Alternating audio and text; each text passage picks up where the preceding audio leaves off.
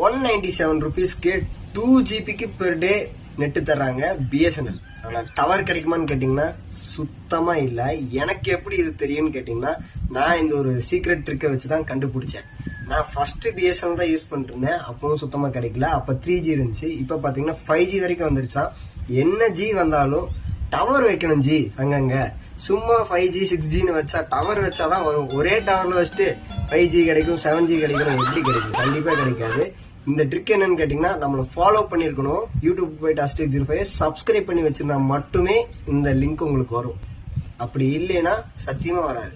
கமெண்ட்ல BSNL comment பண்ணுங்க. உங்களுக்கு நான் பர்சனலா DM பண்றேன். நீங்க ஏர்டெலோ இல்ல ஜியோல இருந்து BSNLக்கு மாறுறீங்கன்னா யோசிச்சுக்கோங்க ஜி.